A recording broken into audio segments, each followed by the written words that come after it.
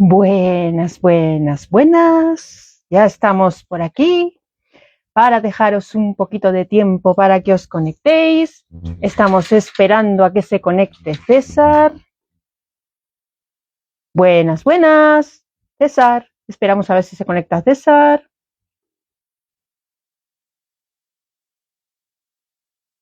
Vamos.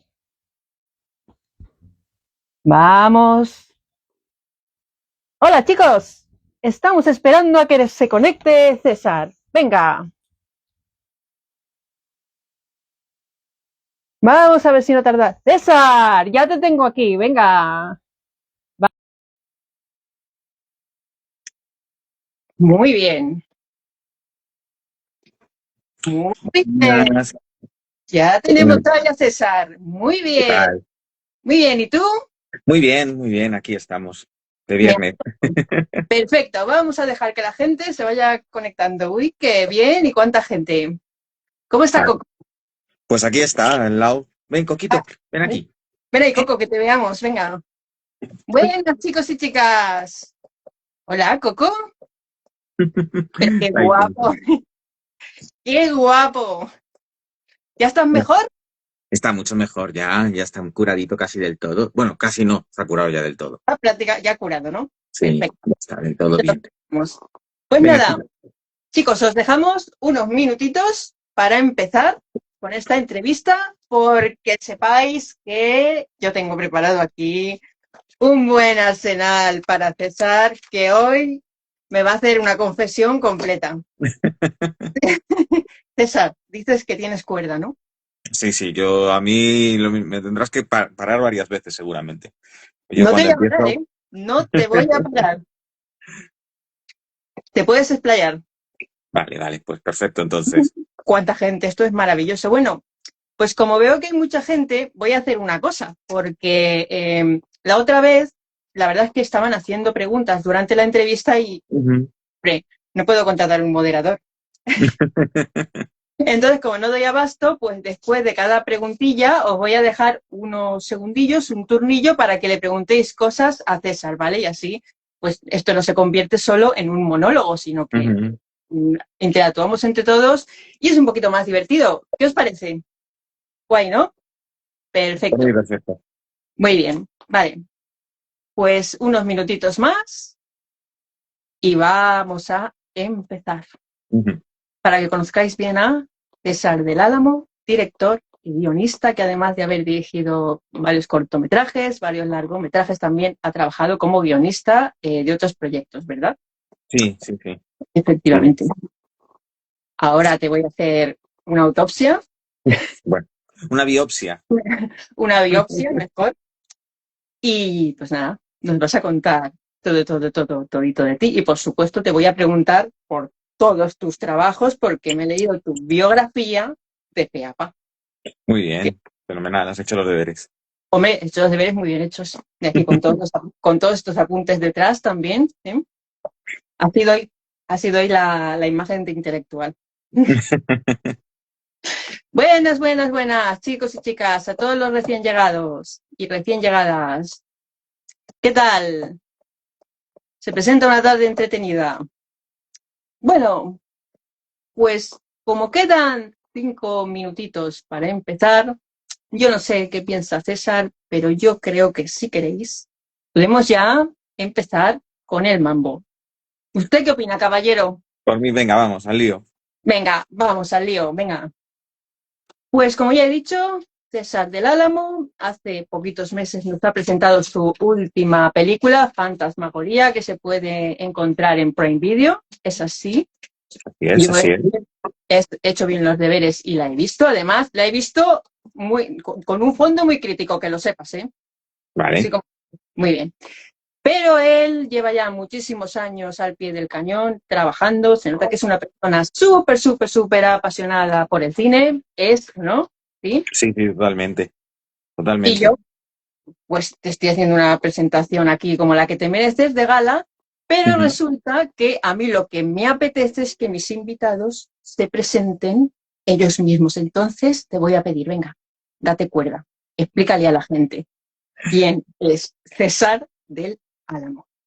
Pues Vamos. mira, yo soy un apasionado del cine, o sea, yo como, bebo, sueño y cago cine, es lo que más me gusta en el mundo y desde bien pequeñito siempre he querido hacer películas. Yo tenía 4 años vi Tiburón en un cine de verano en un pueblo de la Sierra de Madrid que se llama Rascafría, que proyectaban las películas en la nave trasera de la iglesia, pero yo vi Tiburón en una iglesia. Para mí fue como una misa aquello. Yo tenía 4 años y cuando salí yo no concebía, todavía no entendía muy bien que eso era ficción. Para mí yo acababa de ver como si hubiera visto un snuff movie, ¿no? Entonces pregunté a mi hermano mayor, que era el que me ya había llevado a ver la peli, y dije, pero esto es terrible, o sea, el tiburón aquí se ha comido un montón de gente y esto es espantoso. Y mi hermano me dijo, no, hombre, esto es de mentira. Esos son actores, hay una cámara, hay un director y tal. Y yo en ese momento dije, yo quiero hacer eso. Y desde entonces yo siempre he querido, en cuanto tuve acceso a una cámara de vídeo, empecé a hacer cortometrajes y llevo pues desde mi primer largometraje oficial es del año 2009. Mí es el primer. Luego, antes hice un mediometraje, largometraje que se llamaba El síndrome de Lázaro, que era una película de zombies en el año. Lo rodé en el 2004 y se terminó incluso después de haber ya estrenado Mí. Y, y llevo, pues eso, un montón de años rodando, porque si no ruedo, no hago pelis, no escribo, no dirijo, no monto, no, pues me daría un chungo y me moriría. Así que es lo que hay. No queda otra. Eres como yo. Si no tienes proyectos, te mueres. Sí, sí. Como los tiburones. Hay que nadar porque si no te ahogas, sí. Pues te voy a contar una cosa. ¿Sabes que yo tiburón la vi también en la parte trasera de una iglesia cuando era pequeña? Anda, La vi espérate. con mi padre cuando era niña. Y pasé un pánico. Yo le decía, papá, papá, quiero caca ya. Sí, sí, no. Es una película fantástica, es una película estupenda y es una película que está envejeciendo fenomenal. Tuve la suerte de verla en IMAX ahora cuando la han reestrenado por el 50 aniversario y es alucinante que una película con 50 años se sostenga tan increíblemente bien como se sostiene Tiburón. Sí, sí, porque es verdad, este año pasado, ¿verdad? Cumplió 50 y ya, yo la verdad 50. es que fui a verla con mi mamá, fui a disfrutarla con mi Ujú. mamá. No hay mejor compañía y la verdad es que la disfrutamos muchísimo, ya te Sí, digo, sí, como el primer día. Una sí, sí. auténtica maravilla. Es que además son escenas que no se han quedado anticuadas como pasa en otro No, tipo de producciones, ¿verdad? Porque hay películas que las ves y dices, ha tenido un mal envejecer. Pero en este tienes que caso es hacer. un orgullo que Tiburón sea, digamos, Sí, la semillita de nuestra pasión por el mundo del cine. Porque es sí, sí, que, totalmente. sí, sí, y pasarán otros 50 años y yo me juego el pescuezo. Venga, no me gusta decirlo, pero yo me No, juego pero te entiendo. Sí, sí. a que seguirá siendo igual de Sí, fresco. totalmente. Sí, es una película que no está anclada a la época en la que se rodó. Es una película bastante que está hecha con un gusto muy atemporal y es una película que se sostiene pues gracias al talento que tiene Spielberg como narrador, que es uno de los mejores narradores que ha habido y que habrá en el tema cinematográfico. César, que creo que este año Spielberg estrena otra vez, ¿verdad? Sí, estrena en el 2016, en verano, me parece, una peli nueva de extraterrestres. A Encima, ver qué. Sí, sí, en mi sí, a ver. programa, Yo tengo ganas, tengo ganas. Vi el tráiler y me llamó la atención, así que sí, sí, tengo ganas. que mi programa es de ciencia ficción, algún día César tiene que colaborar en mi programa, hombre. Ya tengo ahí un nuevo fichaje. ¿Habéis visto? Muy bien. Bueno, pues mira, me has hecho tomar nuevos apuntes porque había entendido mal y había puesto que en el 2007 tenías tu primer largometraje. Me has dicho que Ujú. era mediometraje, ¿verdad? Bueno, aquí lo he En realidad, puesto. duraba 60 minutos pelados. O sea, estuvo ahí y era fue una película maldita porque la empezamos a rodar el fin de semana después del 11M del 2004. O sea, fue una película que desde el primer fin de semana de rodaje coincidió con que 3 días atrás había pasado lo que había pasado. Eh, Luego hubo durante el rodaje mogollón de contratiempos. Luego durante la postproducción, a familiares del director de fotografía y montador, Gonzalo Alvarado, sufrió un infarto. Bueno, una película que ya cuando la terminé, la saqué de mi ordenador, hice unas copias físicas al sacarla de mi ordenador y mi ordenador pocos días después murió. O sea, directamente se quemó. Por la noche me desperté y dije, huele como a baquelita quemada. Y era el ordenador, que sabía que la fuente de alimentación del ordenador se había quemado. O sea, eso fue la última que hizo. Yo ahora mismo, yo no tengo copia de la película. Tengo conocidos, amigos, actores que participaron en la peli que tienen copia, y yo no la tengo, yo no tengo copia de esa película. Está ahí hay como una maldición, como El Exorcista o La Profecía, que tienen su leyenda negra por encima, pues El Síndrome de Lázaro, una peliculilla de zombies, una tontería, muy, pues, pues de primeros pasos intentando hacer algo que no durara 20 minutillos, sino que fuera algo más largo. Se nos quedó un poquito corta para considerarlo largometraje comercial, se quedó en la hora pelada, porque además le puse unos créditos del final muy largo y le hice una secuencia de créditos también en plan James con, muy trabajada para estirarle un poco más la duración y que durara por lo menos una hora. Y nada, le hicimos unas cuantas proyecciones públicas, no disgustó, no, teniendo en cuenta que es lo que es y que se hizo como se hizo, pero bueno, yo la tengo ahí un poco con miedo a volverla a poner, porque sé que si la vuelvo a poner se quema otro electrodoméstico, o sea que mejor donde está, que no es aquí. Sí, sí. Pues muy interesante esto que me cuentas y todo, y me ha encantado. Buenas noches, José. Ya tenemos aquí un espectador que viene a meterte duro. Eh, ¿qué te iba a decir? Ah, sí, me encanta esto que sacas de la duración, porque sabes que yo pienso que hay una tendencia últimamente en el cine, tú sobre todo como director y guionista, me lo puedes corregir, en hacer que las películas a veces duren más de lo que deberían durar. Es decir, yo entiendo que una producción no tiene por qué ser, ceñirse únicamente a un tema o a una discusión, pero a veces, por lo menos desde mi perspectiva, desde mi punto de vista, a veces es como que se añade un metraje que es innecesario como para hacer que las películas duren como 2 horas, ¿no? Y dices, pero Sí. esto ¿por qué? ¿Por qué? Era, o sea, no sé, yo me acuerdo que siempre era que las películas que iban como a los premios eran las que duraban más de siempre duraban más de 2 horas. Y había como un tema de que las películas serias eran, pero de un tiempo a esta parte son todas las pelis de.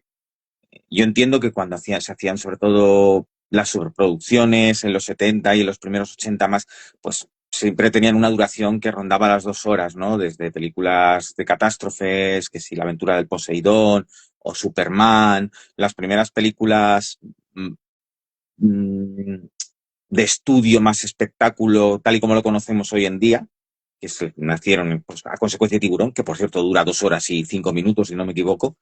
Sí, Pues sí que empezó un poco ese tema de las 2 horas, pero era como excepciones. Y no, la duración general de las películas pues estaba entre los 80 y los 100 minutos. Ahí se quedaban las películas estándar.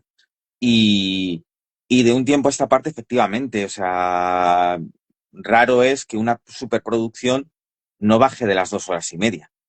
Es como ahora, por ejemplo, el último Superman, que estaba en las 2 horas justitas, fue como, ¡hala! Solo 2 horas.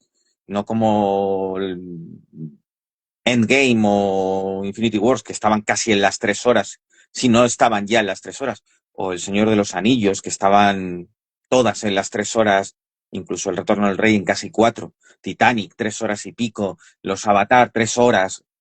No sé, o sea, es como un poco esa sensación de que ya que nos hemos gastado mucho dinero y el cine está muy caro y te vamos a dar un espectáculo monumental, pues qué menos que dure muchísimo tiempo. sí. ¿Todas esas películas realmente necesitan durar esa duración? Yo tengo la sensación de que no siempre, de que no siempre. Sí que tengo esa sensación de que lo que pretenden es hacer como un circo de tres pistas y justificar que han costado 200 millones de dólares y que te van a cobrar casi 12 euros ya en casi cualquier cine por entrar, pues que qué menos que digan, bueno, pues vas a echar la tarde entera aquí viendo espectáculo a lo grande. Y luego también tengo la sensación de que la forma en la que se ven las películas, ahora la gran mayoría de la gente que es en casa en las plataformas, eh, sí que tengo la sensación de que un poco ese rollo de que la gente las va a ver a trozos, van a parar, y hay como necesidad incluso a veces narrativamente de recordarles lo que están viendo, y muchas veces estás viendo una película y dicen, pero si me están contando otra vez qué es lo que está pasando, ¿no? O sea, me están volviendo a contar el plan que tienen los buenos para salvar al mundo, pues porque básicamente están pensando que alguien ha ido al servicio y no ha parado la película y cuando vuelve tienen que recordarle. La forma en la que se ven ahora las películas en casa, en las plataformas, está influyendo en la forma en la que se narra y en la forma en la que se estructuran las películas, o sea, las narraciones. Y es un poco a veces cansino. Sí. Me han gustado dos comentarios que están haciendo. Uno que dice que no sé quién es, que no se puede estirar una historia que no puede dar más de sí. Sí, Totalmente de sí, es acuerdo. A así, mí me es resulta así. muy cansino.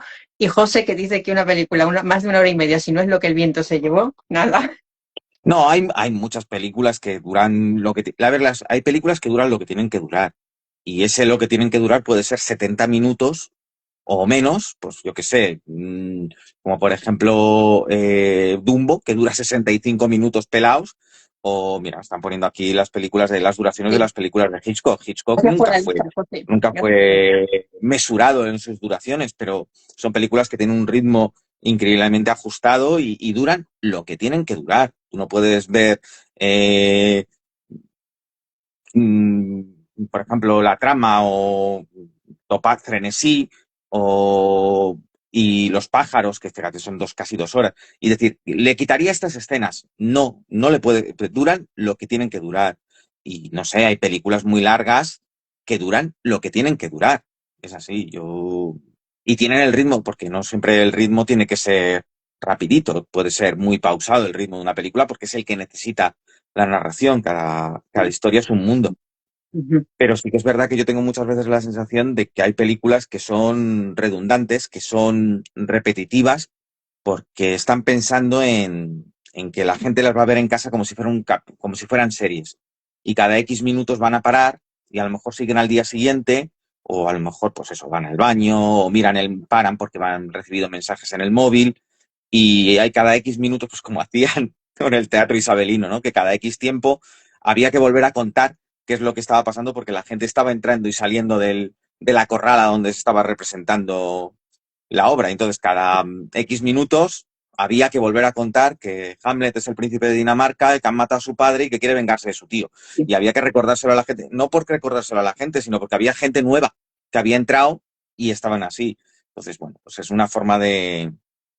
A mí me recuerda a eso, o sea, se está adaptando a ese tipo de forma de ver las películas, verlas, como dicen ellos, como contenidos, ¿no? No como narración. Y bueno, para quien intentamos ver las películas de una vez, e incluso si es una película que te interesa mucho ver y la vas a ver por primera vez y no te queda más remedio que verla en casa, no puedes ir al cine a verla, pues hay muchas veces que silencio el teléfono, ¿no? Entonces, bueno, pues intentas verla del tirón y yo ya voy teniendo una edad y muchas veces no me queda más remedio que ir a hacer pipí a la mitad de la película. Y entonces, no, que pues, lo paro para eso, pero no esa sensación de que cada 20 minutos hay que volver a recordarle a la gente lo que está viendo porque se van y vienen. Por ejemplo, Scorsese cada vez las hace más largas y yo ya cada vez que veo la duración de la nueva de Scorsese digo, Dios mío, mi próstata ya no aguanta una peli de Scorsese entera. Así Un que tema le pido así debe ser. a Martin que ponga un recuerdo a la mitad de la película de lo que estamos viendo porque voy a tener que salir a hacer pis, seguro. Somos dos ya los que somos mayores, ¿eh? Porque Es, yo no me es puedo así. tomar ni un Aquarius. Ni un No, Aquarius. no, es así, es horrible, es horrible. Más de 2 horas no puedo sin hacer pis, es así de claro. Si nos está viendo alguien que dirige películas, por favor, hacedlas cortas, porque César y yo no nos tengamos que salir, ¿vale? En mis películas es curioso porque mi dura 70 minutos. Buenas noches, dijo la señorita Pájaro, pasa la hora y media. La siguiente es La mujer que habla con los muertos, que también pasa la hora y media. Luego de la piel del diablo, que vuelve a los 70 minutos. Fantasmagoría es la más larga, pasa bastante de la hora y media, se meten los ciento algo, 105, 106, es larga, más larga, no llega a las 2 horas, pero es más larga. Y voy así, porque al final nunca me planteo qué es lo que tiene que durar la película, sencillamente eh, escribes la historia y lo que te pide la historia. En ninguna que en alguna sí he cortado alguna escena, pero porque veía precisamente porque era repetitiva. En La mujer que habla con los muertos sí corté una escena entera, pero porque era una escena que volvía a contar algo que luego se volvía, o sea, que daba la misma información otra vez y, y lo corté. Pero como hay muchas veces que como guionista, sí que es verdad que dices, tengo que asegurarme que toda la información está bien en el sitio donde tiene que estar, ¿no? Y hay veces que dices, bueno, si lo explico 2 veces, pues a lo mejor no está de más. Y luego ves la película y dices, pues mira, una explicación puede irse fuera. Y en La mujer que va con los muertos quité una escena de explicación porque luego se volvía a explicar otra vez lo mismo.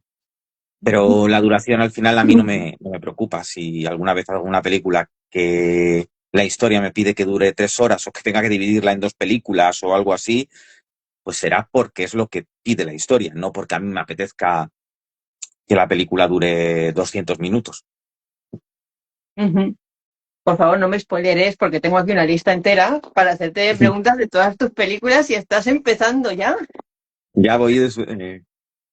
ya, claro, ya has cogido la cuerda, ya no hay quien te pare.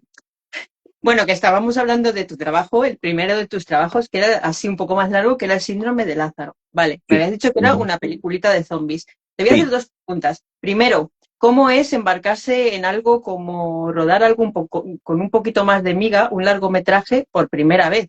Porque, bueno, yo me imagino que para una persona como tú, con ganas de hacer esto, pues eso debió ser algo, pues una oportunidad, ¿no? Y lo primero eso, y luego preguntarte pues por el síndrome de Lázaro, que nos hables un Ujú. poquito de ella, aunque sea una película maldita, por favor. Sí, una película que es invisible. No sé, a lo mejor un día me da el flux y la subo a YouTube y lo mismo YouTube desaparece. Pero bueno, que No. pues fue un poco como un paso como lógico.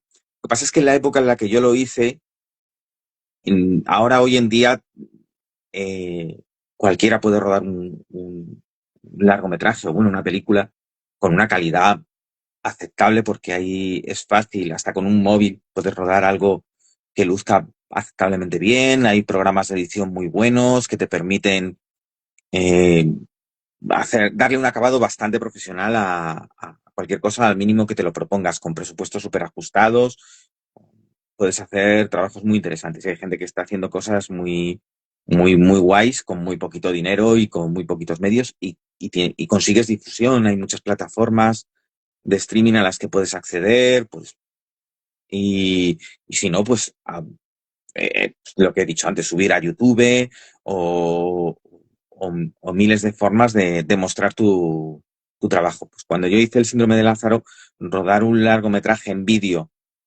sin tener ni idea de qué íbamos a hacer luego con él era la idea más estúpida del mundo. O sea, ya era complicado darles distribución a los cortometrajes. A un largometraje en vídeo en aquella época era completamente absurdo. O sea, era ridículo, era una idea estúpida, a más no poder. Pero ya a mí me pedía el cuerpo ya pasar de los cortometrajes a algo más, con más miga, con más narración.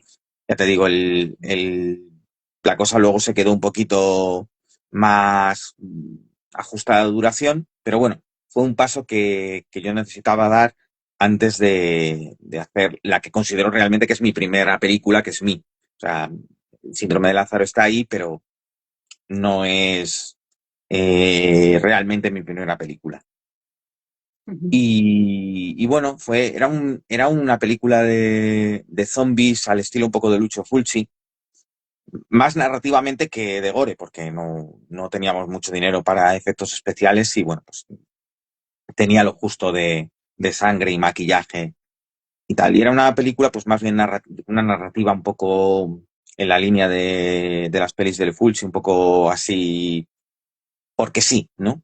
Todo sucedía un poco porque sí, Y tenía unas cuantas ideas que estaban simpáticas. La verdad es que cuando la volví a ver después de terminar mí, que ya la acabamos, la conseguimos darle y la volví a ver, dije, bueno, pues, oye, para haberse hecho como estaba hecho y tener yo la experiencia que tenía cuando la rodamos, pues bueno, pues hay ideas.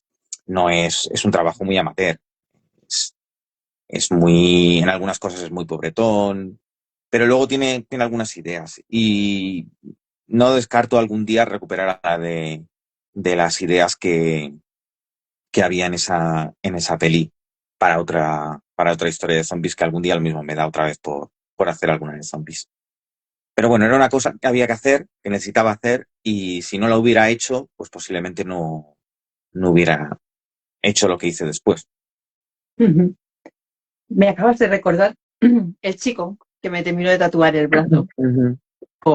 que había visto a medias una película de Pulci y me dijo, qué basura, y le dije, te voy a matar. Te voy a Es que no matar es y para... voy a esparcir Claro, tus entrañas por el estudio. Fulci no es ¿Sabes? para todo el mundo y Fulci también tiene una época que es, a partir del año 83, las pelis de Fulci pues son más deficientes por lo que, pues por su estado de salud, por cómo estaba la industria italiana del cine pero bueno, yo creo que Fulci tiene es de los directores de aquella época, desde luego, yo creo que es de los que más talento, además que si te pones a mirar, es del que más géneros tocó, porque es muy famoso por sus gores enloquecidos de últimos 70 primeros 80, pero Fulci hizo westerns, Fulci hizo policíacos, hizo comedias, muchas comedias, hizo películas musicales, hizo de todo.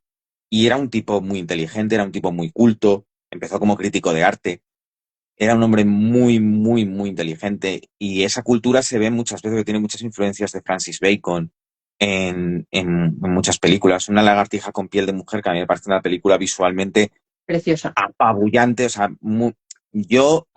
para mí, yo soy un gran fan del giallo. De hecho, buenas noches, dijo la señorita Pájaro, es un giallo. Eso diría yo. Es un giallo totalmente. Y para mí, los mejores giallos que mis diálogos favoritos, para mí los que me parecen mejores, no son de Argento, son de Fulci.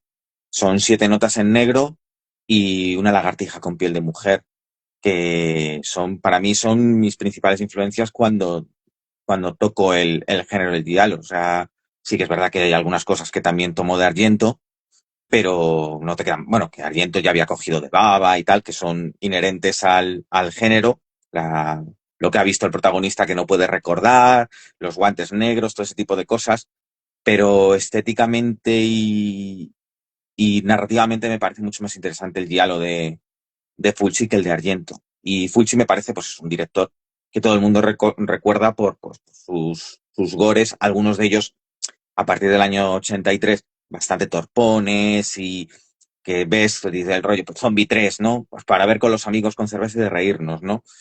Pero tú puedes ver el más allá y a pesar de que en el más allá hay alguna escena, recuerdo la escena de las arañas, que es una escena un Sí. poquito risible porque las arañas de juguete cantan un poco, pero sin embargo es una película tremendamente oscura, muy pesimista, con mucha miga y que las escenas que están bien ejecutadas es increíblemente lo bien ejecutadas que están. Yo siempre digo que a la gente que miran a Fulci por encima del hombro, que echen un vistazo al Fulci que hay entre el 69 y el 79, antes de empezar a hacer películas de zombies, y se vean los giallos que hizo Fulci en aquella época, la de Historia Perversa, eh, Una lagartija con piel de mujer, Angustia de silencio y Siete notas en negro. Vean esas cuatro películas y alucinen, porque son auténticos peliculones, o sea, películas muy buenas, más allá de la condescendencia, de jiji, jaja, vamos a ver sangre con los... No, no, son películas muy buenas. El guión de Siete notas en negro a mí me parece maravilloso, o sea, es un guión que es como parece mentira, porque en las películas italianas siempre se les acusa de poca coherencia narrativa, ¿no? De todo lo que decía antes, todo sucede un poco porque sí. Pues no, Siete notas en negro es una película que es casi una película de viajes en el tiempo, con el tema de las premoniciones, y vas viendo cómo inexorablemente todo lo que sucede en la película tiene una consecuencia y está todo medido. El guión de esa película es orfebrería, es buenísimo y es una película estupenda y está muy bien rodada. Fulci tenía mucho sentido estético, se rodeaba de unos directores de fotografía buenísimos como Sergio Salvati, Luciano Toboli, directores de fotografía estupendos, y era muy buen director. Y bueno, pues sí, luego le gustaba el dinero y vio que había un mercado en tirar sangre por el suelo y se puso y se convirtió el rey del gore, el padrino del gore que le llamaban. Pero bueno, no, un gran director muy menospreciado y que hay que reivindicarle mucho más. Totalmente. Yo espero que si hay gente aquí que no ha visto suficiente a Fulci, haya cogido un boli y haya apuntado todas las recomendaciones que has hecho. Sí, Y ahí me sí, vas a perdonar, porque yo en vez de guiarlo digo guiar yo en castellano. ¿Eh? sí, Y sí. quiero que Películas amarillas. películas amarillas, ¿vale? Si te sirve. Eh, bueno, más adelante te iba a preguntar que cuál era tu género favorito. Ya me estáis spoileando un poquito, pero da Sí. lo mismo, da lo mismo, da lo mismo. La pregunta te la lanzaré igual. Bueno, pues es flipante porque en pocas preguntas que llevamos ya hemos hablado de Spielberg, del tiburón, del Quiallo, de Fulci, o sea, es alucinante cómo funciona esto, cómo fluye, ¿no? Yo voy a volver a tu carrera. La siguiente película era Mi, ¿vale? Ujú. Que tiene varios premios, si no me equivoco. Friki. Mi, Mi se distribuyó en DVD antes de que Ujú. el tema de las plataformas. La verdad es que Mi tuvo una distribución comercial. Durante mucho tiempo ya no, porque se acabó el contrato y ya está descatalogada. Pero durante mucho tiempo tú ibas a la FNAC y la podías comprar en la FNAC o en el Corte Inglés o en MediaMarkt. Ahí está, había copias de Mi. Hicimos un acuerdo con una distribuidora pequeñita, se llama Freaky Films, y tuvo una distribución comercial. Ahora se puede ver en Flixolé. Ujú. Eh, y Mi es una peli que me gusta mucho. La verdad es que creo que es una peli que quedó muy bien y es una película muy interesante. Es la que mejores críticas de las pelis que he hecho, puede que las que mejores críticas ha tenido. Se seleccionó en varios festivales internacionales, viajé con ella por todo el mundo. eh, y la verdad es que es una peli que me gusta mucho. Es una peli que es muy gialesca también, pero un poco retorcida en el sentido de que la idea original era, vamos a hacer una película de misterio en la que el asesino, la víctima y el detective sean todos la misma persona. Entonces, de ahí surgió la idea de hacer una película en la que la protagonista tiene un triple desdoblamiento de personalidad y todas esas personalidades se odian entre ellas. Y además era una película que hicimos con la idea de vamos a hacer una película en un solo decorado, con dos actores nada más, y mientras la rodábamos, yo tenía la sensación un poco que la gente a mi alrededor me miraba un poco como, ¿qué demonios estás haciendo? Y luego cuando por fin la película vio la luz, la verdad es que eh, me siento muy orgulloso de poder decir, ¡ja! Os lo dije, iba a quedar bien. Y la verdad es que es una película que en general es la que mejor me ha tratado la crítica, me ha tratado la gente, es la que mejor valoración tiene en IMDb y, y me gusta mucho que después de tiempo, o sea, estuvo mucho tiempo que se podía comprar y tal, un tiempo después pues la pudiéramos poner en Flixolé y que ahora cualquier persona pueda verla y recuperarla. Y un trabajo espectacular de la protagonista de Maya Reyes, que hace un papel espectacular, complicadísimo, dificilísimo y lo hace muy bien. Y un guión muy bueno que escribí, bueno, coescribí con Juanjo Ramírez Mascaro. Y, y la verdad es una película de la que estoy muy orgulloso. Bueno, estoy muy orgulloso de todas mis pelis, en mayor o menor medida. Todas me gustan, son como... Pero Mi tiene un algo porque sí que yo la sentí en el momento un poco como después de que el síndrome de Lázaro se hubiera quedado ahí como a medio hacer, no la habíamos terminado del todo cuando nos pusimos con esta, y el hecho de que cuando pues la película gustó, la película se distribuyó, la película fue a muchos festivales, se distribuyó comercialmente y funcionara, la verdad es que fue un poco una satisfacción personal más allá de artística, una satisfacción personal en plan de lo que estoy haciendo no es una estupidez, realmente tiene un sentido. Y sí, sí, la tengo mucho cariño a esta peli. Mucho, mucho. Estupendo. Pues mira, llevo ya haciéndote unas cuantas preguntas sobre tu trabajo, como es normal. Hemos hablado un Ujú. poco de todo. Y ahora yo lo que te voy a preguntar, que esto es básico, preguntárselo a cualquier director de cine, Jolines. ¿Cuál es el director que más te ha influenciado en tu carrera? ¿Es Spielberg? ¿Es otro director? ¿Es...? Eh, am- yo, o sea, siempre digo que la culpa de todo la tiene Spielberg, ¿no? Porque si no fuera por Tiburón, a mí no me habría entrado el gusanillo de las películas. Y evidentemente luego, pues, siempre ha sido siempre fue un enganche para mí para seguir yendo al cine, ¿no? ET, o las películas de Indiana Jones, o ya todo lo que vino después. Siempre era como Spielberg al cine y luego las producciones de Spielberg, ¿no? Yo me crié en los 80 y creo que como casi la mayoría de la gente que se crió en los 80 y le gusta el cine, un poco la educación sentimental es Amblin, ¿no? Y de ahí, gracias a Amblin, entré en otros territorios, porque yo me intereso por el cine de terror y tal, pues por ejemplo, gracias a Gremlins, ¿no? O a Poltergeist.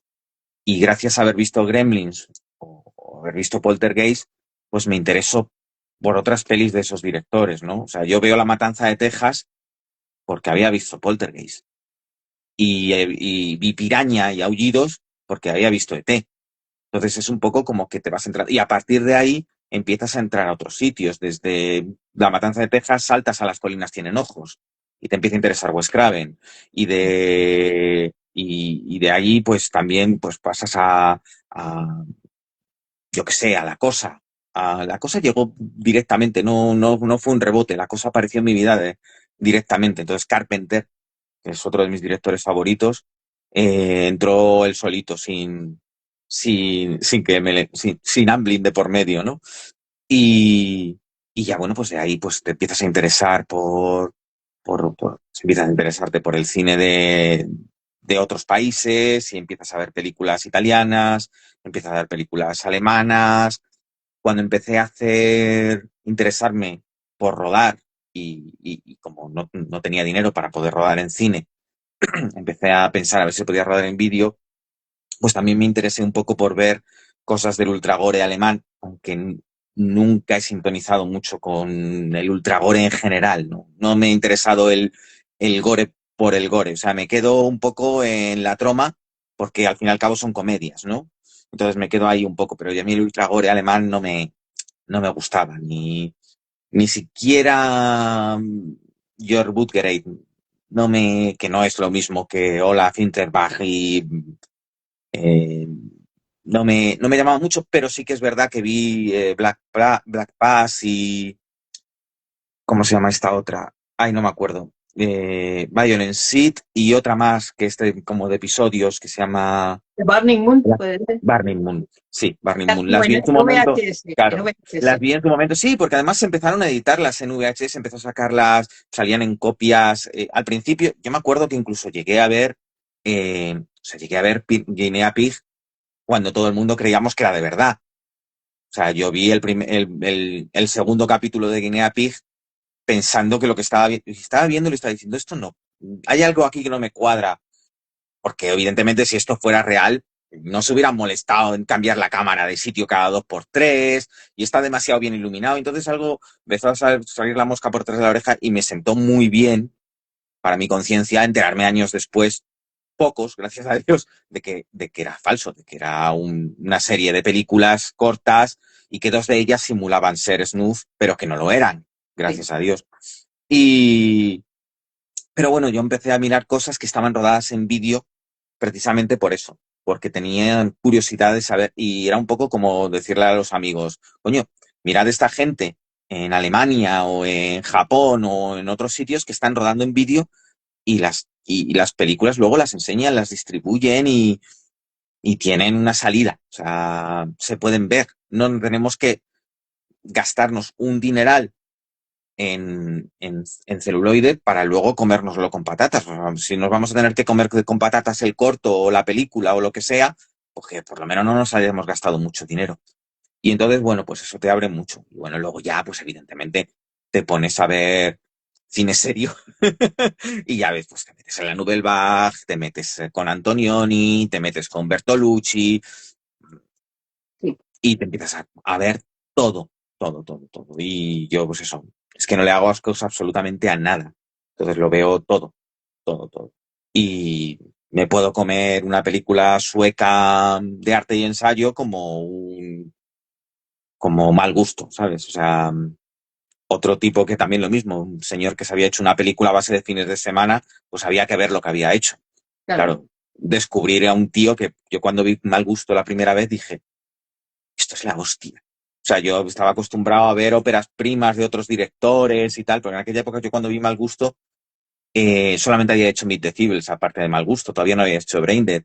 Sí, Y cuando vi Mal Gusto, y yo que en aquella época no podía considerarme ni un entendido en cine ni nada de eso, pero sí que es verdad que cuando vi Mal Gusto dije, hostias, como cuando vi Posesión Infernal. Aunque San Raimi ya había, yo cuando vi Posesión Infernal ya había hecho Darkman, ya, sí.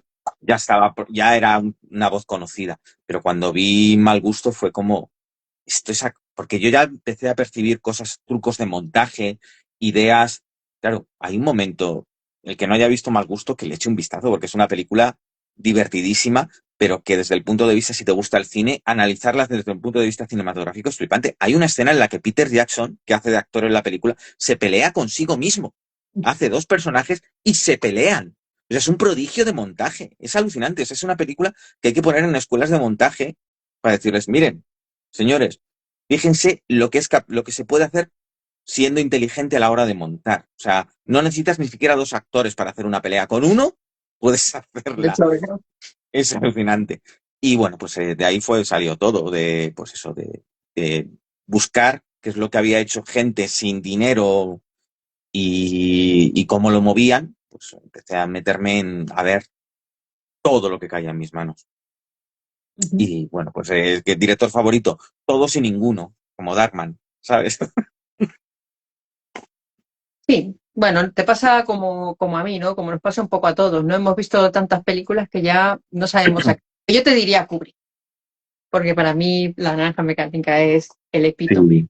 Sí. Sí, totalmente. Yo no soy, fíjate, yo no soy un gran fan de Kubrick. O sea, me gusta, me parece, lo que pasa es que yo tengo un problema con Kubrick y es que me parece muy frío. O sea, a mí me cuesta muchas veces sintonizar con Kubrick. A mí Kubrick me gustan, realmente me gustan, de verdad, gustarme dos películas, La Naranja Mecánica y Ice White Shut.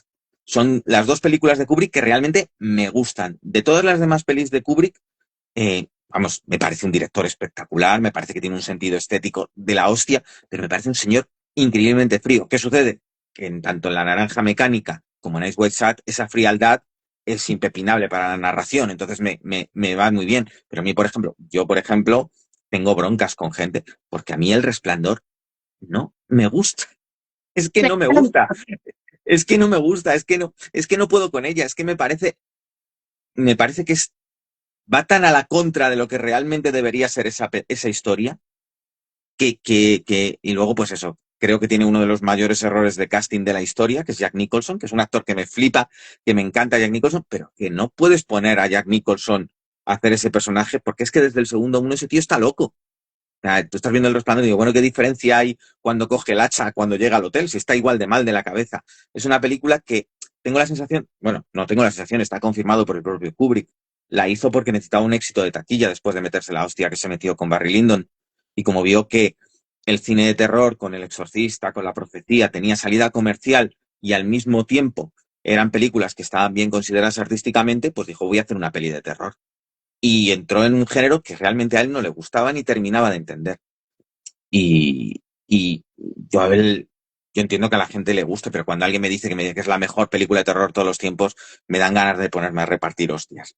Porque no, no me lo No te parece cortes, no te cortes, ni de claro. lejos, o sea, ni remotamente, ni, si es verdad que tiene momentos atmosféricos muy buenos, tiene algunas secuencias que están, y tiene detalles muy buenos, porque Kubrick era un tío que tenía un coco analítico brutal, todo lo que tiene que ver con los laberintos es tremendo, o sea, y está muy bien rodada y está muy bien montada, pero, chica, es una cosa personal mía que tengo contra esa película, no, no, No consigo entrar en el Resplandor de Kubrick, no lo consigo y la tengo en Blu-ray, la he visto haciendo, la ponen en la tele y te juro que me quedo viéndola porque tiene cosas que me gustan, pero la veo como veo un documental.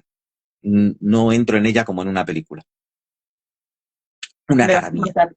Cuando a mí me preguntan cuál es la mejor adaptación de King, siempre digo El Resplandor. Mátame. Es que, luego además esa es otra, yo me había leído la novela y entiendo que King la odie, porque es que la película no va de absolutamente nada de lo que va de la novela. La novela es una novela sobre el alcoholismo. O sea, es una historia sobre un hombre que es alcohólico y va a matar a su familia porque es alcohólico y ha encontrado una droga mucho más grande que el alcohol, que es el mal que impregna ese hotel.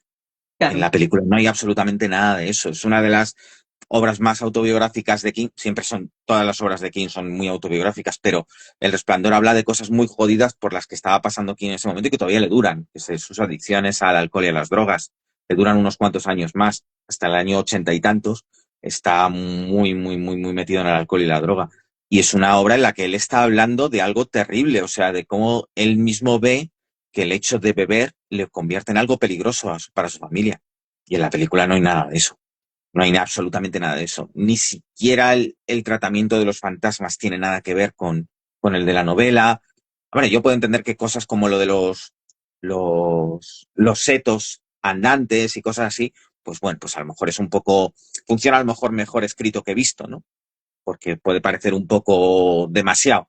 Pero por eso adoro profundamente Doctor Sueño de Mike Flanagan, porque me consigue sacar las cosas que Kubrick desechó de la novela y pienso que no debería haber deshecho de la novela, las reincorpora a la historia y al mismo tiempo mantiene la estética, mantiene la línea temporal que creó Kubrick. Y a mí realmente me ha pasado un poco como al propio Stephen King. Doctor Sueño me ha reconciliado un poco con El Resplandor de Kubrick, pero Ujú. sigue siendo una película en la que me cuesta mucho entrar en general en muchas pelis de Kubrick porque... Ah, otra que me gusta mucho de Kubrick. Así de primera siempre me olvido que es suya, que es Senderos de Gloria. Es Hombre, una película. Sí, qué me duro, olvido, duro. me parece tan poco Kubrick a veces que me olvido un poco de que es suya. Y no es como Espartaco, que al fin y al cabo es un encargo y tal. Y no sé qué. Pero bueno, Senderos de Gloria sí también es una muy, muy gran Muy película. dura, muy dura. Muy dura y la película antibelicista perfecta, cosa que, por ejemplo, a mí no me pasa con La chaqueta metálica, que es una película que te escupe a la cara el antibelicismo y es un poco como... O sea, hay un momento que un personaje que dice, sí, qué perra es la guerra. Y, hombre, por favor, vamos a bajar los decibelios si queremos ser un poco más sutiles. Sí, me cuesta un poco sintonizar con Kubrick por lo frío que es con su narración. Pero bueno, las tres pelis suyas que me gustan bastante. Senderos de Gloria me parece un peliculón monumental. La Naranja Mecánica también me parece una tremenda película. Además, es una película a nivel experimental, rodada en 16, con cámaras portátiles, cámara en mano. Eh, es una película que necesita ser fría por lo que está contando, la violencia y tal. Y luego Ice White Sat, que a mí me encanta. Me encanta Ice White Sat. Es una película que me gusta mucho y también le va muy bien la frialdad, porque es el tipo de historia, el tipo de personajes con los que estás, tiene que haber como cierta distancia entre tú y esos protagonistas que son así un poco alejados. Y esas tres películas sí me gustan mucho. Y no digo, no entiendo por qué todo el mundo considera que Kubrick es un... No, no, no, lo entiendo perfectamente. O sea, entiendo perfectamente por qué se considera a Kubrick un gran director. Sencillamente que yo no sintonizo con él, como al que no le gusta a Goya, ¿sabes? Pues ya está. Pues a mí no me entusiasma Kubrick. Yo te voy a reconocer, y ya con esto acabo, porque si no nos tiramos toda la hora hablando de Kubrick. Vamos a hablar toda la hora de Kubrick, ¿eh? Yo no me canso. Os pego aquí un programa hablando de Kubrick de 2 horas. Mira, yo, puestos a poner defectos, la película así que peor veo de Kubrick es Lolita, que me gusta más el remake, porque me parece más sucio y porque además Más cerca de la novela. Sulayon aparenta pues mucha más edad que en la novela de Nabokov. O sea, es que eran niñas de 12 años y su Lion estaba ya muy desarrollada. Tengo que reconocerte que el cast a mí no me A mí gusta. yo el problema que tengo con Lolita es que se la toma demasiado a la ligera. Lolita puede enfocarse un poco con humor negro, que creo que le viene bien para entrar en ciertas cosas de la novela, y más en los años 60 cuando se hizo la versión de Totalmente. Kubrick. Pero a mí personalmente eh, lo de Peter Sellers me chirría en esa Ya, película. Me chirría muchísimo, muchísimo. Y a mí la versión de Adrian Lane, yo soy un gran defensor de Adrian Lane, eh, me gusta mucho. Me gusta mucho y me parece que tiene el tono fatalista y que queda claro que no está de parte del protagonista. O sea, está clarísimo, o sea, está afeándole la conducta todo el rato. Y es así, me parece que está increíble Jeremy Irons. Esta muchacha, no me voy a acordar el nombre. Languela, la escena del piano es de lo más Langella es. decadente que he Bueno, Fran visto yo Langella que nunca. pues es que no recuerdo si falleció. No me acuerdo si falleció. Creo que sí falleció. Fran Langella. Bueno, sí, es o era un grandísimo actor. Está tremendo. Eh, no recuerdo el nombre. Dominic Swain es, me parece, ¿cómo se llama la chica? Está muy bien. Melanie Griffith está muy bien. La música de Ennio Morricone es una locura. Magnífica. La fotografía es una película súper bonita de ver y súper triste y devastadora. Y creo que es lo que debería ser. Y no es la sensación que me transmite la versión de Kubrick. Sí, No, te doy la no, razón. no, no. No. Sí, sí, no hay no. Y me pasa un poco también, ya, enlazando con Peter Sellers, con Teléfono Rojo, que es una película que tiene momentos que me hacen mucha gracia, pero en general le veo como tal avalancha de cosas que me cuesta sintonizar bien con ella. Tiene 3 o 4 momentos. De hecho, el final de la película, cuando el Doctor Strangelove se levanta y hace el saludo nazi, yo me río mucho con esas cosas. Y, o sea, todo lo que es la sala de guerra me hace mucha gracia, pero luego lo que sucede fuera de la sala de guerra, me cansa. Bueno, en general es eso. Y ya te digo, tengo prácticamente todas las pelis de Kubrick en DVD o en Blu-ray, o sea, es así. Y no tengo ninguna duda de que es uno de los más grandes directores de los años 60, 70 y 80. O sea, es tremendo. Es sencillamente que, pues a mí personalmente, no me, no termino de sintonizar con él. Ya está. Ujú. Venga, va, vamos a parar Ah, aquí. otra cosa, mariposa. Venga, va, otra cosa mariposa. Venga, César, tu género favorito. El mío es el terror. O sea, a mí el género que más me gusta para ver es el terror. Por lo bueno que le veo al terror, además, que combina muy bien con otros géneros. O sea, tú puedes ver una comedia de terror, un drama de terror, un western de terror, todo le sienta bien, ¿sabes? Todo le sienta bien y es mi género favorito, y tanto para ver como para hacer. Y, y entonces es lo que más veo en general, películas de terror. ¿Qué quieres, Coco? Venga. Coco ya se nos está revelando, se está Sí, está cansando. ya un poco en plan, ¿qué Está haces un poquito aquí? harto. ¿Por qué no estamos en otro sitio? Pero bueno, ya está. Acoplada que se quedará dormidito un rato. Pues Coco, voy a intentar no tardar mucho en devolvértelo, ¿vale? Está nada. Venga, muy bien. Venga, uno de tus trabajos más sonados. Yo supe de él por Almas Oscuras, ¿vale? Buenas noches, dijo la señorita Pájaro, ¿verdad? Yo lo voy a decir Sí, en castellano. Es un guiallo. sí. Venga, César, te voy a dar la oportunidad de hablar de tu producción y es más, quiero que se la recomiendes a la gente para que la vea, por favor. Pues Buenas noches, dijo la señorita Pájaro.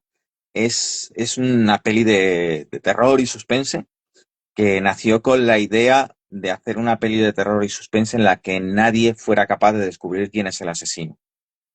Ujú. Y me puse ese desafío a la hora de escribir el guión, y luego lo concebí como un homenaje al, al giallo, a ese género de películas de suspense y terror que son propias de Italia y Europa en general, pero principalmente de Italia, aunque hay muchas coproducciones con España o con Alemania, que son thrillers muy enrevesados, que tienen unas características comunes sobre que hay que adivinar quién es el asesino, puede haber un asesino misterioso, una serie de tramas que se van entrelazando, de cosas que han sucedido en el pasado, y me propuse coger la mayor cantidad de elementos de ese tipo de películas, juntarlos en una y crear una trama, ya digo, con la idea de que cualquier espectador que se enfrentara a ella al final de la película no hubiera sido capaz de descubrir quién es el asesino.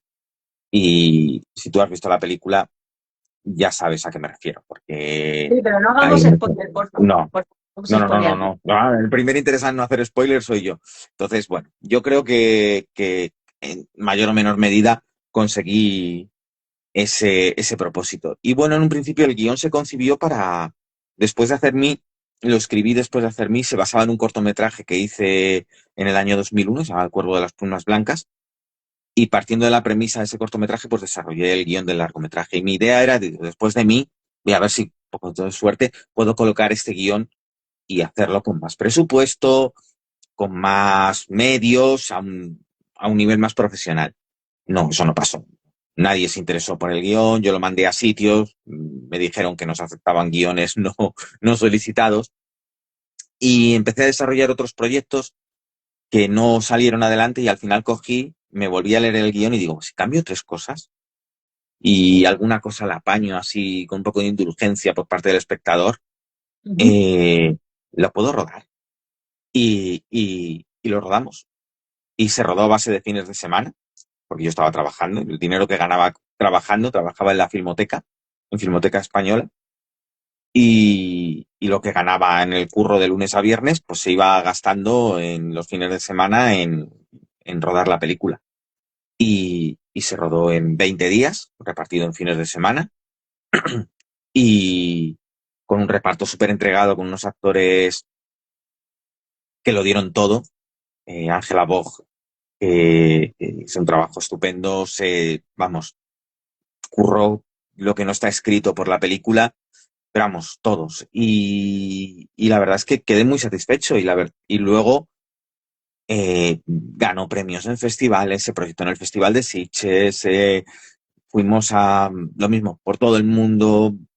mm, eh, pues fue muchísimas satisfacciones las que me dio esa película.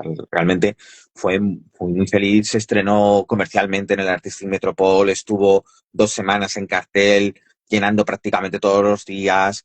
Eh, fue muy bonito lo que pasó, todo lo que pasó con Buenas noches, dijo la señorita Pájaro. Me sentí muy, muy contento bueno, la verdad que me siento muy contento. Lo vuelvo a repetir, me siento muy contento de todas mis películas, ¿no? Lo que pasa es que hay un par de ellas que son Mi y Buenas noches, dijo la señorita Pájaro, que el nivel de felicidad que me dieron fue muy grande.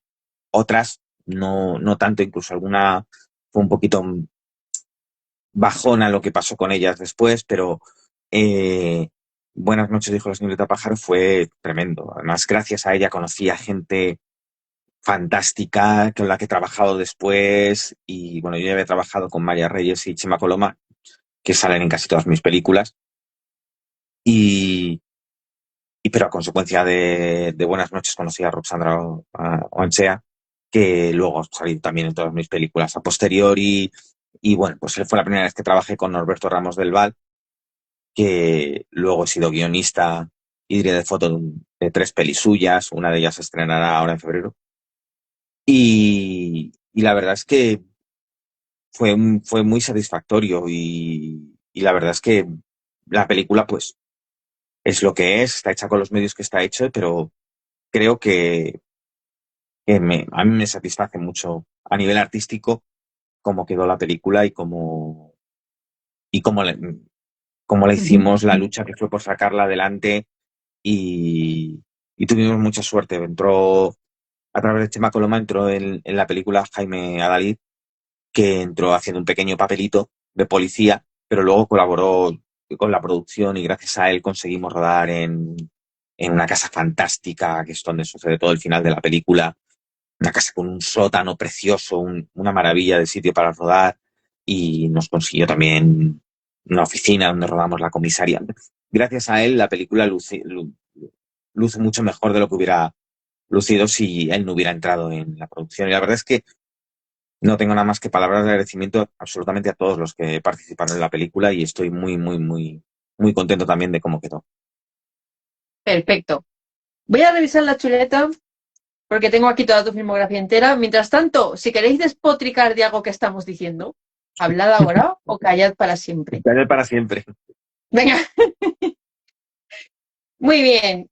Si no me equivoco, te metes también en el mundo de la comedia de terror, ¿verdad?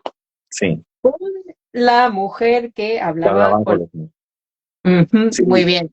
Te voy a decir tres cuartos de lo mismo. Recomiéndale a la gente y, por supuesto, háblanos de tu proyecto, que es a lo que hemos venido aquí. pues La mujer hablaba con los muertos nació también de una idea que tenía, o sea, yo en aquel momento, después de Buenas noches, dijo la señorita Pájaro, hablé con Juanjo Ramírez Mascaró y con Norberto Ramos del Val y les propuse la idea de hacer una película de episodios, ¿no? Que cada uno rodara un cortometraje y luego ponerlos juntos en plan un poco Creepshow o algo así. Y tuvimos un par de reuniones lanzando ideas. Y la idea que a mí se me ocurrió fue la idea en la que se basa La mujer que hablaba con los muertos, básicamente, que es la idea de una falsa medium que hace falsas sesiones de espiritismo para timar a la gente y de buenas primeras en una sesión de espiritismo eh, la cosa se sale de madre porque los poderes de esta mujer en realidad son más verdaderos de lo que parecía en un principio. Y entonces la cosa no cuajó, lo dejamos pasar, pero a mí la idea se me quedó ahí cuando yo estaba muy contento de cómo iba todo y me lancé a sacar esta idea adelante. Entonces hablé con mi amigo Mario Parra, que es un guionista estupendo también, y bueno, desarrollamos la idea más allá de la idea original, que era para hacer un cortometraje de media hora o algo así, y la desarrollamos para hacer un largometraje. Y escribimos el guión muy rápido y la verdad es que se rodó, pues eso, escribimos el guión como en las Navidades de 2012, se rodó en verano de 2013 y en 2014 ya estaba estrenada. Y es una película que divide mucho a la gente. Yo recuerdo en un festival donde se proyectó que a lo mejor había, no sé si me parece que había 50 personas en la sala y el director del festival se dedicó a preguntar a la gente y me dice, es alucinante, o sea, ha habido 25 que les ha gustado mucho y 25 que la han odiado profundamente. Así. O sea, dice, pero es que ha dividido a la mitad. 25 que les ha gustado mucho y 25 que no les ha gustado nada. Y es una película que también la tengo mucho cariño, pero sí que es verdad que la noto que yo cometí algunos errores como director con ella en cuanto al tono. No es que lo hiciera mal, sino que decidí hacer una cosa que polariza mucho a la gente, ¿no? Yo jugué con el tono de una forma muy, muy bestia. La Ujú. película pasa de ser una comedia tonta a ser una peli muy burra, muy intensa en algunos momentos y muy triste incluso en algunos momentos. Y hay muchos picos con el tono, ¿no? Entonces voy mareando al espectador con el tono y hay gente que no sabe a qué atenerse con la película. Y dice, pero bueno, ¿esto es de reírse o no es de reírse? Y entonces digo, sí, es de reírse y es de no reírse, o sea, es de las dos cosas. Entonces, ha sido fue una experiencia un poco, no voy a decir agridulce, porque la película es como yo quería que fuera. No es que yo no me saliera lo que yo quería hacer, sino sencillamente que lo que yo quise hacer a lo mejor era demasiado extremo para que sintonizara bien todo el mundo con ella. Evidentemente, las películas que hago no tienen por qué gustarle a todo el mundo, pero sí que noto que es una película que la gente a la que no le gusta principalmente por eso. Y digo, pues, una decisión totalmente consciente que tomé, pues que a lo mejor no es, tenía que haberla matizado más o no, o haberlo dejado como estaba. El caso es que, bueno, es una película que tiene momentos que me gustan mucho, creo que tiene cosas que están muy logradas y tiene un muy buen trabajo de actores. Y en el guión hay algunas ideas muy, muy divertidas y algunas escenas muy graciosas y la verdad es que como no es lo que yo hago más habitualmente, que es comedia, estoy bastante contento de cómo quedaron las escenas de comedia. O Ujú. sea, las escenas más tontas, más de comedia más ligera, realmente creo que funcionan muy bien. Y encontrar en Netflix, la puede encontrar en Flixolé. En Flixolé están, las Fantasmagoria no está en Flixolé. Es posible que esté pronto en Flixolé y estén ahí todas mis películas en la misma plataforma. Pero La mujer que habla con los muertos la puedes encontrar en Netflix, la puedes encontrar en Flixolé y la puedes encontrar en Filmin. Y Buenas noches, dijo la señorita Pájaro, está en Prime Video y está en Netflix y está en Flixolé, sitios donde podéis encontrar las películas. Perfecta puntualización, maravillosa. Te vas también al cine minimalista con De la piel del diablo. ¿Cómo surge este proyecto? Porque para mí lo minimalista es muy ambicioso, ¿eh? Es muy difícil Sí, apañarse con poquitas cosas. a mí me gustan mucho los One Room Film, estos que son películas que suceden en muy poquitos decorados con muy pocos actores, ¿no? Películas como La Huella o 12 hombres sin piedad, ¿no? O sea, son películas que se sostienen en pocos decorados y con muy pocos personajes. Mi era un poco eso. Y después de La mujer que hablaba con los muertos, que fue una película con muchos actores, que también en cierta forma era una película, casi toda la película sucede en una habitación. O sea, es una película que casi toda sucede en una sesión de espiritismo con un grupo de personas sentados alrededor de una mesa. Pero después de La mujer que hablaba con los muertos, eh, me apetecía hacer algo mucho más controlado, porque eran muchos actores, fue muy complicado rodar con tanta gente, además coincidió con una ola de calor brutal que hubo en aquel verano en Madrid y tenía a los actores vestidos de invierno y bueno, tuve lipotimias, gente se me desmayó, algún actor en medio del rodaje, fue muy complicado. Y entonces se me ocurrió una idea muy sencillita que básicamente surgió un poco de un planteamiento un poco inspirado en Vértigo de Alfred Hitchcock. Pensé un poco cómo se habría gestado la trama dentro de la película. No quiero hacer spoilers si alguien no ha visto Vértigo, que bueno, a estas alturas hacer un spoiler de una peli que No tiene es spoiler. 60 y tantos años, pero bueno, aún así, si hay alguien que no ha visto Vértigo, no quiero... Pero bueno, dentro de la película hay una trama criminal, hay unos personajes que idean una trama criminal, y me imaginé, ¿cómo sería? ¿Cómo serían las reuniones para idear esta trama criminal, ¿no? Y a partir de ahí surgió la idea para la película. Y una película que tenía dos personajes y dos decorados. Y, y bueno, fue un rodaje de una semana y me lo pasé muy bien rodando, me lo pasé muy bien montando y la verdad es que la película me gusta mucho. Creo que el guión, es uno de los guiones que he escrito de los que me siento más satisfecho porque es una trama retorcidilla y me parece inteligente, está mal que yo lo diga, pero bueno, me parece que está bien escrito, me parece que la trama es curiosona y que lo que sucede y cómo está llevado está bien. Es una película que además hice con muy poquito dinero, muy poquitos medios, porque después del desgaste físico que había supuesto La mujer que hablaba con los muertos, tanto el rodaje como la postproducción y todo cómo se movió muy bien por muchos festivales, pero bueno, la acogida fue mucho más polarizada que la de las anteriores pelis y a mí me quemó un poco. Ya ahora no me afecta tanto, porque principalmente casi ni leo críticas ya de mis películas. O sea, no las busco, antes las buscaba y ahora ya no las busco. De vez en cuando algún actor me manda alguna crítica y digo, si es que no quiero leerlas. A mí lo único que me interesa es que la gente vea la película y que la gente le guste. Y si a alguien le gusta la película y se pone en contacto conmigo y me dice, me ha gustado mucho tu película, fantástico.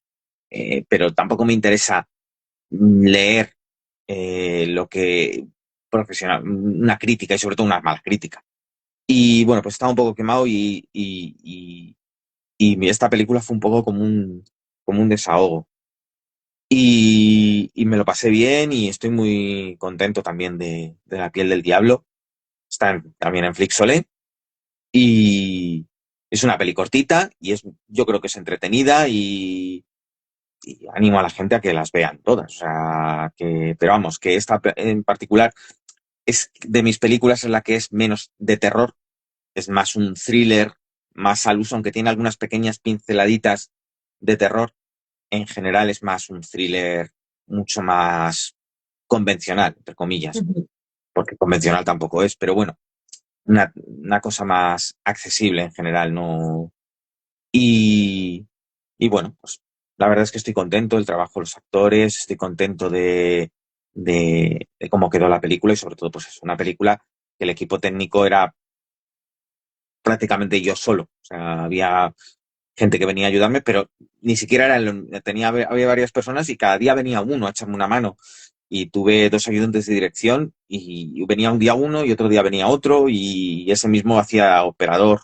Teníamos dos Ujú. cámaras y, y maquillaje pasó lo mismo. Teníamos varias personas para hacer el maquillaje y iban turnándose.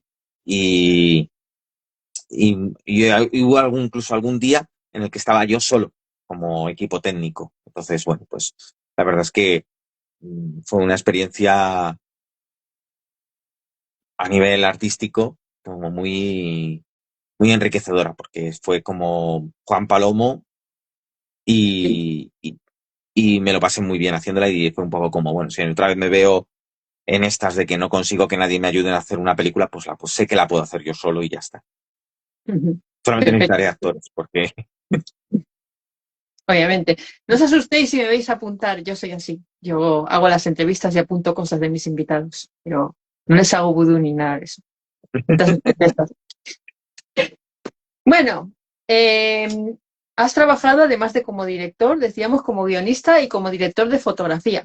Si sí, quieres, recuérdale así un poquito de corredillo a la gente los proyectos en los que sí, has trabajado, que no, que tú no eres director, ¿vale? Para pasar ya por fin a tu última película, vale. que va a dar calidad a este directo. Venga. Pues en el impasse que va entre De la piel del diablo y Fantasmagoría, que pasan bastantes años, que no dirijo nada. Además pilló la pandemia en medio, fue un poco como... Chicos, gracias por los corazones. Ya, ya me puedes ir. Muchas gracias. Fue como una locura ese tiempo que no pude sacar. Tuve varios proyectos que intenté sacar adelante, pero que no, al final no cuajaron y tal. Bueno, pues en ese tiempo, pues escribí e hice la fotografía de dos películas con Norberto Ramos del Val. Matando el tiempo, que es un giallo, de nuevo, un giallo Ujú, con elementos sobrenaturales, que está muy divertido, muy loca, una película loquísima, que también la podréis ver, está en Flixolé, está en Prime, y si no me equivoco también está en Filmin. Y ujú. es una película muy loca, muy pasada de rosca, muy divertida. La verdad es que me lo pasé muy bien escribiendo el guión y me lo pasé muy bien haciendo la fotografía de la película. Me lo paso mucho mejor en los rodajes cuando no dirijo que cuando dirijo, porque cuando diriges es todo, tienes todo el peso de la película encima y cuando no estás dirigiendo es otro el que lleva el peso de la película y tú estás ahí disfrutando más de tu trabajo, incluso aportando, intentando echar una mano, pero no tienes esa sensación de si esto se va al garete no es culpa mía, ¿sabes? Es como un poco así.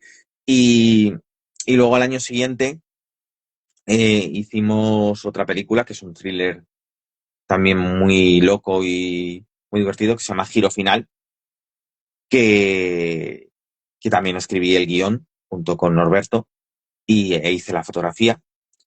Y también está en plataformas, en Flixolé, en Prime y en Filmin. Es una película, a mí me gusta mucho el guión de esa película. Me parece un thriller muy contracorriente, toca algunos temas peliagudos, lo toca de una forma peculiar y creo que es una película valiente y creo que es una película que está muy bien interpretada, que está bastante bien dirigida. Norberto es muy buen director y la verdad es que estoy muy orgulloso también de ella. La verdad es que las tengo mucho cariño a las dos y ahora hemos rodado otra película juntos. Yo en esta no participé en el guión, pero no directamente porque estaba en la postproducción de Fantasmagoría y he hecho la fotografía con Norberto, director, que se llama Ella solo come carne, que es una comedia de terror con thriller erótico festiva muy loca que se estrenará en febrero, creo.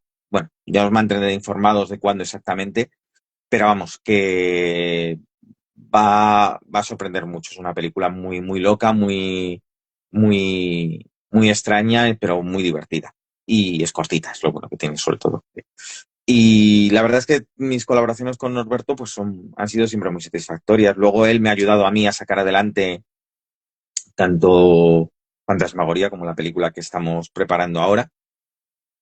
Y Fantasmagoría, pues bueno, la verdad es que si no hubiera sido por Norberto, pues no hubiera podido sacarla adelante. Entonces se lo agradezco mucho, muchísimo. Perfecto, estupendo. Pues muchas gracias por todas tus aclaraciones, muchas gracias por decir a la gente dónde puede ver tus películas y ahora vamos al Con meollo de la... Fantasmagoría. Venga, Prime Video, para quienes todavía no lo hayáis visto, tenéis disponible Fantasmagoría, que tiene una premisa súper, súper, súper interesante. Y más de una vez yo he hablado con privado en agradabilísimas conversaciones con César y le he contado también alguna experiencia personal que tiene bastante relación con esto. Venga, César, vamos a meternos también un poco en el mundo sobrenatural, que a la Sí. gente le encanta esto. Explícales la premisa de fantasmagoría y para el quien no lo sepa, ¿qué es la fantasmagoría? Bueno, vamos por partes. Yo cuando empecé a investigar un poco por el tema de las sesiones de espiritismo para La mujer que habla con los muertos, me encontré con un caso real súper curioso y súper interesante, que es lo que se llama el experimento del fantasma Philip. Es un experimento que hicieron unos canadienses en los años 70 que tenían una teoría súper curiosa, y es que básicamente los fenómenos sobrenaturales son reales, pero no son fenómenos sobrenaturales realmente, sino que somos nosotros mismos los que los provocamos. No nos los imaginamos, sino que nuestra mente es capaz de provocar esos fenómenos sobrenaturales. Nuestra mente es capaz de hacer que objetos se muevan. Nuestra mente es capaz de crear un fantasma, de hacer... Efectivamente. Entonces, este grupo de científicos canadienses lo que hicieron fue crear la biografía de una persona basándose en algunos elementos reales y creando una biografía falsa de una persona que supuestamente existió, pero que no existió de verdad, sino que se inventaron su biografía basándose en algunos elementos de personas reales, pero se inventaron una biografía con un final trágico y empezaron a hacer sesiones de espiritismo durante años. Estuvieron muchísimo tiempo, se juntaban una vez al mes y hacían sesiones de espiritismo intentando invocar a este señor, a esta persona que ellos habían inventado que se llamaba Philip. Lo Ujú, sorprendente está que llegado un momento, hay un momento del experimento en el que estos señores deciden dibujar un retrato de, de este señor y hacen un dibujo muy rudimentario de la cara de este señor. En el momento en el que tienen una imagen mental del tal Philip, no solamente se lo imaginan, sino que ya ven algo y todos ven lo mismo. A partir de ese momento, en las sesiones de espiritismo que hacen, suceden cosas. Es alucinante porque si buscáis experimento Philip en YouTube, encontraréis grabaciones de las sesiones de espiritismo. La mesa se mueve, o sea, la mesa se levanta del suelo. O sea, hay cosas que están documentadas que luego, cuando el experimento se publica, rápidamente se buscan formas de desprestigiarlo, como que los datos se tomaron sin control. Entonces, bueno, pero tú ves lo que ellos graban, lo que ellos grabaron, y es alucinante. O sea, es alucinante, es tremendo. Bueno, pues yo leí varios artículos, vi documentales, vi grabaciones de las sesiones de espiritismo que habían hecho esta gente, las entrevistas y me olvidé de ello. Ahí se quedó. Cuando escribimos La mujer que habla con los muertos, realmente no había nada que tuviera nada que ver con el experimento Philip, pero bueno, como miré muchas cosas relacionadas con sesiones de espiritismo y cosas así, pues, pues pasados los años, como 10 años, casi 10 años después de haber hecho La mujer que habla con los muertos, me acordé del experimento Philip. Y me puse a mirar en internet y descubrí que hay dos películas basadas ya en el experimento Philip. Decidí no ver ninguna de ellas y inspirándome en el caso real, partiendo de las premisas sobre las que este grupo de científicos hicieron su propio experimento, pues desarrollé un argumento que, sobre todo en el primer acto más o menos, Ujú, está muy basado en el hecho real. A partir del segundo acto, la cosa se mete de lleno en la ficción. Pero el primer acto se inspira mucho en la realidad, en este experimento que hicieron esta gente tan curiosa, estos canadienses tan curiosos. Y bueno, pues partiendo de esa premisa, pues desarrolló una historia de ficción que hay gente que cuando pone que los créditos al principio de la película pone basada en hechos reales, se piensan que hecho como en Fargo, ¿no? Que pone que está basada en hechos reales y no lo está. Pues no, la película sí se basa en unos hechos reales. No adapta una historia real, sino que partiendo de unos acontecimientos reales, yo he desarrollado una historia de ficción. Pero sí que hay una parte de la película que se basa en hechos reales y en una teoría muy curiosa que es la capacidad de nuestra propia mente de crear fenómenos paranormales. ujú. Totalmente, totalmente. Aquí había preparado yo un poquito un texto para explicar de una forma más sencilla, porque bueno, habrá gente aquí que nos esté viendo que sepa lo que es el famoso concepto de sombra de Jung, que es lo que yo Mm, digo íntimamente ligado a esto que tú me estás diciendo, sí, pero habrá gente que no lo sepa. Y para decirlo de una forma sencilla, es el yo consciente que reprime ciertos aspectos como miedos, impulsos, digamos que cosas que de cara a la sociedad son más deleznables. Es algo muy psíquico. ¿Qué pasa? Que esto, si empujamos un poquito nuestro subconsciente, digamos que podemos lograr unas ciertas proyecciones hacia afuera y podemos crear auténticos monstruos. Yo, en mi caso, hice una cosa parecida, lo hablé contigo una vez, claro, mediante también ayudando un poquito a la glándula pineal mediante sustancias. En este caso vamos a utilizar, como utilicé yo, un alcaloide, ¿vale? La belladona. Y sí que realmente puedes producir una serie de fenómenos, que es de lo que habla tu película y demás. Y en mi caso, yo lo que quería era una inspiración para escribir un libro y sí se puede hacer, claro, es una cosa muy peligrosa porque atendiendo al concepto de sombra, quieras que no es como que hacemos una proyección de nuestros demonios, ¿vale? Yo la experiencia exacto. no se la recomiendo a nadie, ¿vale? Es una experiencia muy dura, los alcaloides pueden sentar muy mal al organismo, también lo tengo que decir, y luego para que eso se vaya, Tela. bueno, Es tela, que tela. sí, sí, se queda ahí y no se va. Y es realmente de lo que trata la película. O sea, todo lo que. No quiero tampoco hacer mucho spoiler, pero Ujú.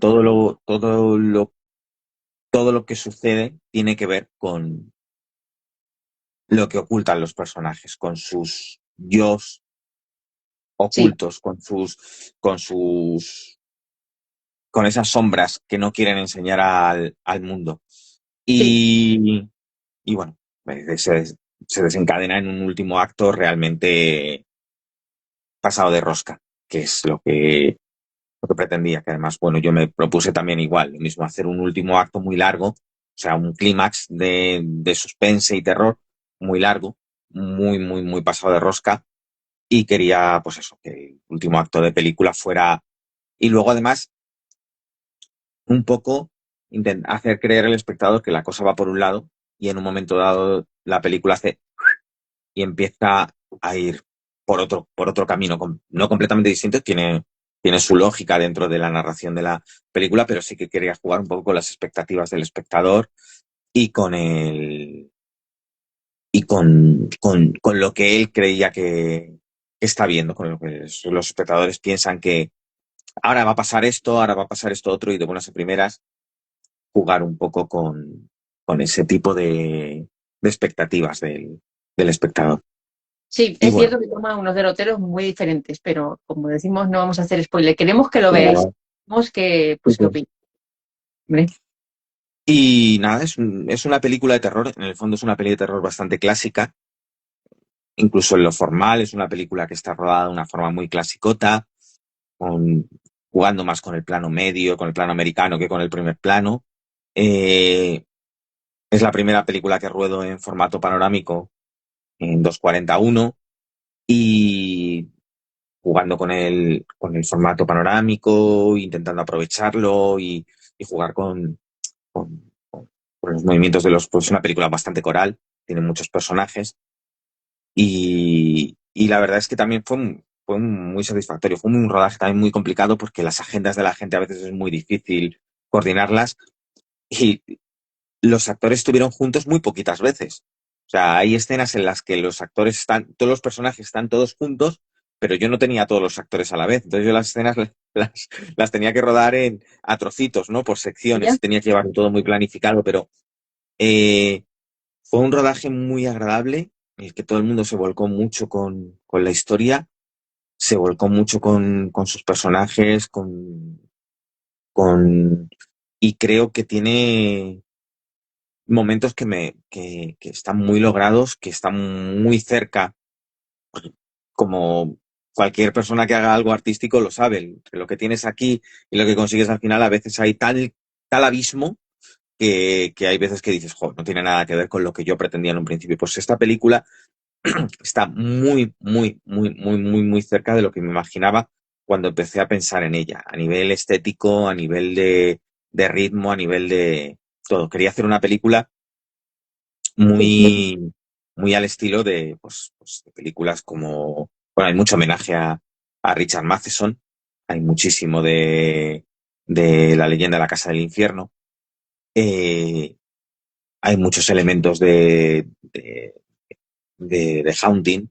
Al fin y al cabo son películas que también hablan de grupos de parapsicólogos o novelas que hablan de parapsicólogos que se juntan en una casa y les pasan cosas.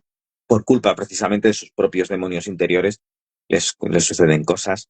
Pero vamos, es una historia que muy clásica, pues, perfectamente una película que se podía haber hecho en los años 70 y yo Sí. quería darle un poco ese estilo visual, un poco de esa época y estoy contento con cómo es. O sea, la película tiene un aspecto visual que es deliberadamente así a propósito. O sea, es una película que es como gris, está como un poco apagada, de Ujú. luz, no es una película de una luz muy contrastada, es como, busco un poco esa estética que tenían esas películas de los años 70 que tenían ese grano y se empezaba a rodar con películas con material fungible con una sensibilidad ISO muy alta para poder rodar con mucha menos luz, de menos focos menos potentes, usar más la luz natural, más la luz ambiente, más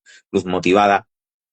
Entonces buscaba un poco ese aspecto más, entre comillas, documental, ¿no? Menos estilizado que en otras pelis mías donde juego más con los colores, con estéticas un poco más pasadas de rosca. Esta película es más clasicota en ese aspecto. Ujú. Y, y estoy contento, muy contento, la verdad, estoy muy contento con la película.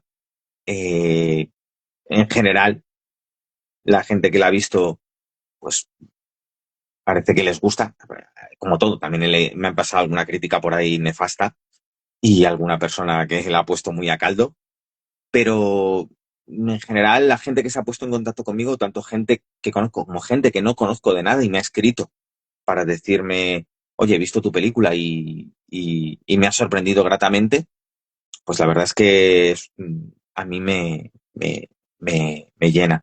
Y sí que es verdad que es un tipo de película que yo quería, llevo mucho tiempo, es un tipo de historia, un tipo de película que llevaba mucho tiempo queriendo hacer y bueno, pues por fin la he hecho y la verdad es que estoy satisfecho con que da que pues eso, que la vea la gente y que pues que haya quien le guste y a quien no le guste. Lo que digo siempre, que o te guste mucho o la odies profundamente, que en las medias tintas ninguna, o sea, o lo uno o lo otro, ya está. Cualquiera de las Y, dos cosas está bien. y ya está. Así que nada, la verdad es que estoy contento con la película, muy contento con el trabajo de los actores, pues, con todo el equipo, la verdad es que curró mucho y fue un rodaje muy plácido, pues, rodó muy poquito tiempo y la verdad es que la película luce con más de lo que realmente, de verdad, realmente disponíamos para hacerla. Y la película aunque parezca que no tienen muchos medios, que de verdad tienen menos medios de los que realmente podéis pensar que teníamos, que estábamos súper apurados de todo. Y no, la verdad es que gracias a que sobre todo los actores vinieron súper preparados y tal, pues pudimos rodar súper deprisa, eso nos permitía poder darle una riqueza de planos y rodar más ángulos y poder trabajar con comodidad y hacer experimentos y jugar con algunas ideas para montaje y tal. Y la verdad es que es una película que, pues oye, hay otras veces que tienes muchos problemas durante el rodaje y estás deseando acabar. Pues no, yo esta película la verdad es que es de las veces que más he disfrutado rodando sin ser yo siendo yo el director. O sea, porque cuando mejor me lo paso en un rodaje es cuando no dirijo. Y en esta dirigiendo la verdad es que me lo pasé muy bien. Y sí, estoy contento con el resultado final de la película. Pues ya sabéis, amigos y amigas, ved Fantasmagoría, disponible en Prime Video. Ay, Sí, además un tema también muy ligado al famoso fenómeno poltergeist, que como sabéis es un fenómeno que se atribuye a las personas de forma interna, sobre todo a adolescentes con problemas, bueno, un poquito esas oscuridades, esas sombras que todos llevamos dentro. Pues César, si te parece, como llevamos un ratito, vamos a terminar ya esta entrevista, pero una cosa, has de volver, ¿eh? cuando Hombre, quieras. porque vamos Cuando a quieras. hacer una segunda parte, hombre, no nos podemos Sí, quedar sí, así. sí. No, Eh, cuando quieras. por favor, dile a la gente que te siga, venga. Nada, seguidme. O sea, soy César del Álamo Filmmaker, me parece que es como se llama ahora, como se llama la cuenta. Y seguidme y ahí tendréis información de dónde ver mis pelis y allí podéis decirme si os ha gustado o no. Y bueno, si no os ha gustado, pues hace falta que me lo digáis. Os Pero lo si os ha perdono. gustado, decídmelo, que siempre viene bien y anima. Y estaréis informados pues de proyectos futuros, de las cosas que ya están hechas, de las que vendrán y podéis enteraros de todo lo que hago. Si os interesa algo, pues bien. Y si no, pues veréis fotos de Coco, que también hago muchas. Que también hace muchas. César volverá para hablarnos de sus futuros proyectos y para pasar un ratito tan bueno. Chicos y chicas, muchísimas gracias por haberos quedado aquí con nosotros hasta el final. Muchísimas gracias por los corazones. Muchísimas gracias Pues por el gracias a ti. seguimiento. He visto, hombre, claro, que he visto aquí también nuevos seguimientos y bueno, voy a decir una frase que llevo queriendo decir todo el rato. Bienvenidos y bienvenidas a mi humilde morada. Pasen y dejen parte de la felicidad que traen. Y así, de esta manera tan literaria, es como vamos a terminar este directo con César. Un beso a todos y a todas, nos vemos próximamente y César, volverás. Sí, volveré. Un beso. Besos. Adiós.